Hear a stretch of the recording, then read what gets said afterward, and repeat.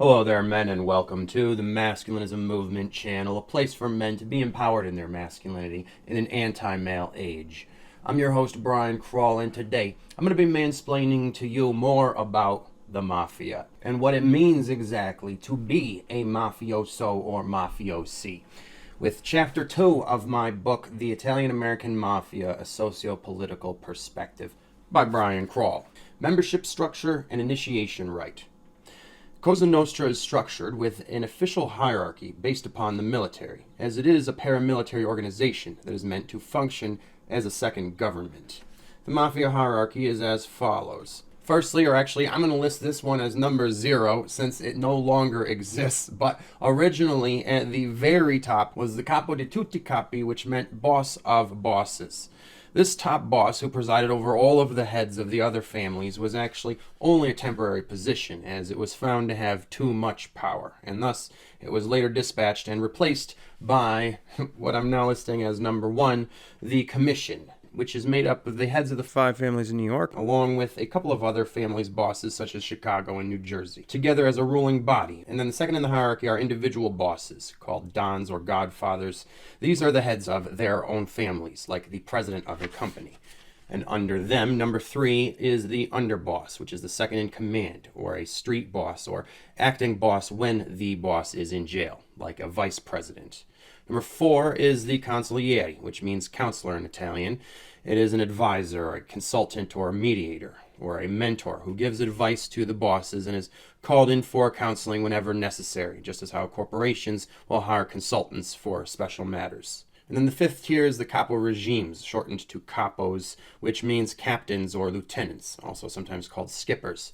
These are the heads of smaller crews that are a subsect of the larger family. Under that, number 6 are the individual families or crews. These smaller gangs function together as an operating body to carry out their gangland operations. Every larger family will have several or more smaller crews operating within it, each having a handful or more members. And then under that, number 7 are the individual members, more formally called soldiers or soldato in Italian, or more commonly buttons, made guys, wise guys, or just friends. These are the gangsters that make up the gangs themselves. In addition to the next tier, number 8, the associates, connected guys, proposed members, hired guns, and other affiliated non-members, such as the vast network of other gangsters of non-Italian descent that will associate with the Mafia. And then lastly, number 9 are the people under their control. These are often civilians who are being exploited and extorted, told they have a debt to pay, and get coerced into providing resources and help to the mob. That is the total structure of the Italian-American Mafia. You may have noticed how 2 of the categories don't refer to individuals, but groups of individuals, the commission and the crews. This is because together as a group, these individuals form a new body that has its own function and is much greater than the sum of its parts. This is where the strength of a paramilitary organization comes from, and how they're able to undertake large operations, just like a corporation or a branch of government. In addition to being a paramilitary organization, the Mafia is also a pyramid scheme, like multi-level marketing or network marketing, but one that is exclusively for Italian gangsters. The associates must be making money for the family before they can be considered for membership. All members have weekly membership dues called a vig, which is a term for a weekly interest on a debt that they must kick up to their bosses. The soldiers then kick up a vig to their capos. The capos kick up to the underboss, who then kicks up to the boss. In return for all of this, everyone gets to operate under the umbrella corporation that is Cosa Nostra, and reap the rewards of its many resources, from giving them work to do to offering them protection and many other perks. With there being multiple different large mafia families around the country, each with a myriad of different crews and gangs operating within it, altogether the Mafia has thousands of members who have been inducted into official membership. There are also tens of thousands of associates who are at the Cosa Nostra's behest, as they try to prove themselves in hopes of potentially becoming members. Not to mention all of the affiliates who also work for the Mafia but aren't Italian, so they will have to remain at the lowest tier for life. Only pure-blood Italian lineages that can be traced back to the old country can be officially made members of the Mafia. At its peak in the USA, the Mafia had about 6,000 formally made members and around 60,000 operating associates. And the other mafias of Italy also had numbers approaching that. So all in all, when the numbers were the highest, there were hundreds of thousands of mafiosi and mobsters operating in the most vast and impressive criminal network that the world has ever seen. It's no wonder that they were so powerful and able to function like second governments. However, luckily for us in the US, times have changed, and this once great criminal network has been largely depleted. Today, the Mafia in America only has a fraction of the numbers that it used to. But of course, we are just one country, whereas across the ocean in Italy, the Mafia has been continuously thriving for at least a few hundred years or more. And from this third world wellspring of criminal life where the economy and corruption keep getting worse and worse, converting more and more citizens to the criminal way of life, Italy has such an overabundance of mafiosi that it is always exporting them overseas to other countries in a steady stream, just like any hot commodity. So the overall global members of the Mafia always seem to stay totaled somewhere in the hundreds of thousands, and its vast criminal empire never wanes overall, even though it may do so in one single location like the US. As stated, associates aren't officially part of a family until they are made into members through a secret ceremony. For this to happen, someone must be an adult male of Italian descent. It used to be that you had to be 100% pure-blooded, both your parents had to be Italian, and the mob bosses needed to know your parents' last names and trace your lineage back to the old country. Then, after the Mafia had been in the US for a few generations, there were too many made guys who were falling for non-Italian broads. Maybe they found them to be easier going than Italian girls who were known to be standoffish and a bit bitchy. Or maybe Italian girls were just in shorter supply here, and there were too many other options to choose from. Either way, I can't say for sure. Sometime in the 80s, the rules changed, so it was just your father who had to be of Italian descent, and the boss had to trace his heritage back to Italy. This is why when someone like John Gotti married a woman who was a Russian Jew, not even Catholic, then his kids still became made in spite of not having pure Italian blood. Eventually, though, even this stopped being a hard and fast rule, and later on, around the turn of the century, the Mafia lost its ethnic purity, and thus its solidarity. This is probably one of the major reasons for its downfall. To become a member, someone couldn't just come to the family and get made into one. They first must be an associate for quite some time, and that could be a very long time. For the membership books aren't always open to making new members. On the contrary, they're usually closed, and can remain that way for decades at a time.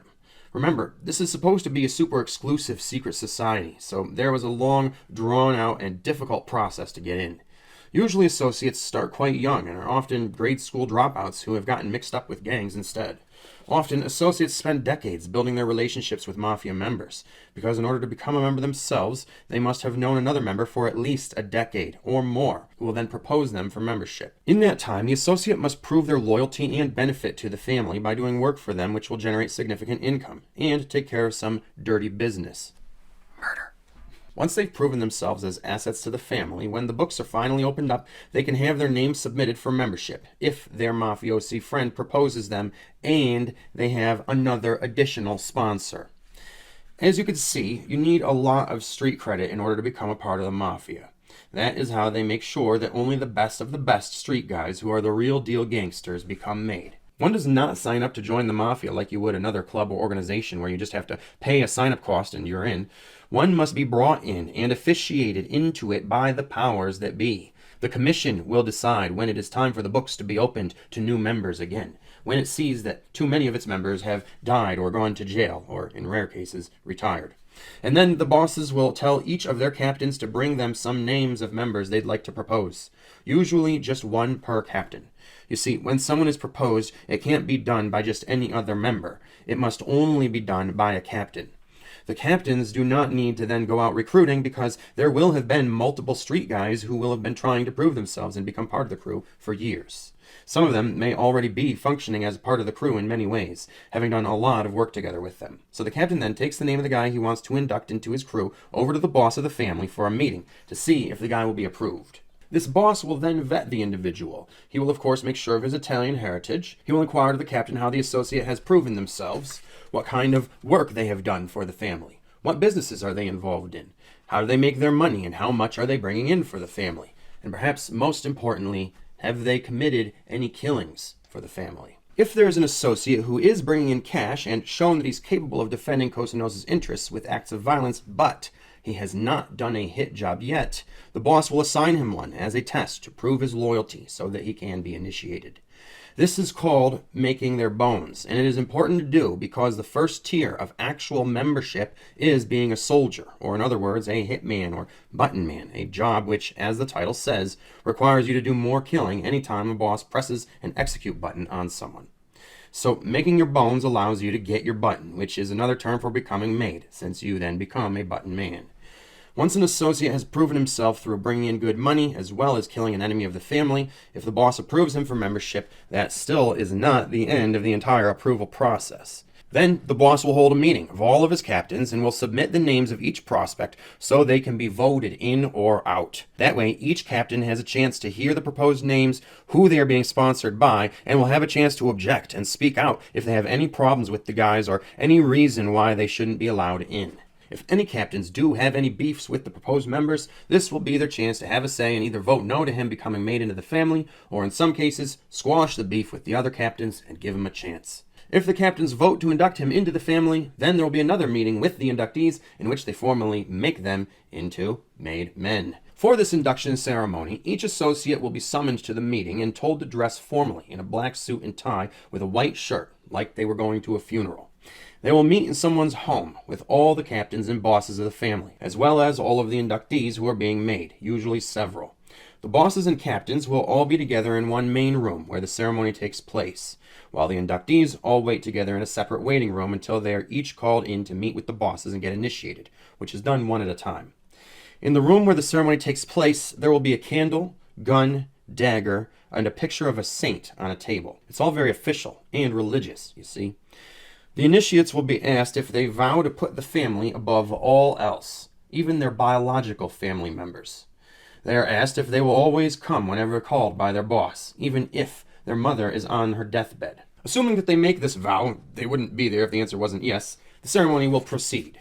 The initiate will then be asked if they are willing to kill for the family. With the answer being yes, because they should have already, they are asked what finger they would pull the trigger with. That finger is then pricked with the dagger and blood is drawn. The boss will have a picture of a saint on a card, like a baseball card but for Catholic zealots. He will take the new member's finger and wipe the blood on the picture of the saint. The initiate will then be asked if they are willing to die for the family. And when the answer yes is given, the saint card is lit on fire and held in the hands or juggled back and forth by the inductee. While tossing the burning saint back and forth between his hands, he is asked to repeat the following words. May my soul burn in hell for all eternity, like this saint, if I ever betray my family. Or something almost exactly like that. This process is very painful, and the other members will be looking on to see if the initiate can endure this pain, as mafiosi need to be strong enough to endure serious pain. They make a vow of omerta, which means silence and secrecy, that they will never reveal anything about the family to non-members, including associates, under penalty of death. Basically, it's like signing a verbal NDA, except more strict, because they aren't supposed to even speak the name of the mafia openly or reveal that it even exists at all. If asked point blank by any outsider, they are supposed to deny its existence completely, no matter who the person is. The Code of Omerta is an important key to the way of the mob culture. In fact, many rules stem from it. The initiate is then assigned a godfather to mentor him, usually the captain who proposed him, who will then become his immediate boss. The captain is charged with teaching him the rules and ways of the life. To be his godfather means to be his guide. Back in the day, the inductee's godfather was decided by having everyone in the room put up their hand with a random number of fingers extended. Then the boss would count all the fingers in total, and then use that number to count out the members of the room in a circular fashion until he got to the total number. And the member he was pointing at then would be assigned to the new inductee as his godfather. However, that system of randomness must have come to be seen as flawed, because later they changed it so that the proposing captain was the one assigned this important role. Probably because since he was proposing him, he will have already taken the guy under his wing. As per the Code of Omerta, the initiate is told that he cannot reveal to anyone that he is a member of the family, unless another member, whom he knows for absolute sure is a made member, introduces them to each other as friends of ours. Anytime a family member introduces someone to him as amico nostro, or friend of ours, he can take that as an assurance that they are a part of the family, and they should be given the respect they deserve as members. However, if there is someone who claims to be a member of the family without being vouched for like this by another member who he knows is one, this guy cannot be trusted to be who he says he is, at least not until a verified made guy introduces them as such. So, even if you suspected or thought you knew or did actually know that someone is a made man, without another known made guy introducing him to you as such, you still cannot speak to him as a member and reveal family business until that formal third-party introduction is made. This formality is because the Mafia is a secret society, so the Code of Omerta must be followed with extreme strictness in order to protect the family from outsiders who may not have its best interest in mind, like the many moles who are constantly trying to infiltrate it. The initiate is then told that their past life is dead, that they are now reborn into the family as a member of it, and that they are to bring no problems from their past into the family with them. At that moment, all issues from their past with anyone else are all gone and must be forgotten. So they can't say to themselves, well, now that I'm a big hotshot made Mafia member, I'd like to use my new status to go and get back at someone who used to bully me. Absolutely not. That is not one of the reasons why guys should be getting made. The family is only concerned with what happens to its members while they are actual members. So old beefs must die along with their old life. And only if someone starts shit with them while they are a member can they use their status as such to exert force over them. And not by declaring it and saying something stupid like you'd see in the movies, like, hey, you motherfucker, don't you know who I am? I'm a made member of the Mafia. Because that would violate the Code of Omerta. The initiate is instructed that if he ever has any problems with anyone, including other made members, that he should come to his captain about it, and that it will get taken care of right away. For they have their own special procedures for dealing with beefs, you see, and the initiates are assured that they can rely upon their godfather for protection and anything else that they need, that they can trust in him, just like a father. Finally, with the induction rite complete, the new members are introduced to each other as mutual friends of ours. The ceremony then transitions into a celebration among these new members who will have drinks and cigars together and socialize in a way they couldn't before. The bosses will also tell them things about the Mafia that they have never been able to, such as what the other families are and who is in it that they need to know of. And also, very importantly, they are taught the rules of the Mafia, which is what I'll be going over in the next chapter. It all seems very formal and official, doesn't it? Well, it is not so official that there haven't been some variations across the last century or so and the many different places around the world where these ceremonies have occurred. The ceremony has differed a bit from era to era and family to family, with even larger differences if you were to trace it back to its ancient Sicilian roots. But the essential components are the same everywhere. That is what makes it an official Cosa Nostra induction, so that a member in America who is on the same level as a member in Italy or anywhere else can speak together as members, knowing for certain that they are part of the same thing. The initiation ceremony is in a sense a religious/spiritual ritual, regardless of where or who is practicing it, because no matter what other variables may differ, the bloodletting and anointing of and burning of the saint is what is called in occult studies sympathetic magic. So it is worthy of note here that the nature of this ceremony technically qualifies the Mafia as a cult in the eyes of some religious scholars such as myself. Also, non-Catholic Christians often consider these kinds of spiritual practices to be technically a form of what they call black magic, which I can't necessarily disagree with from an academic perspective.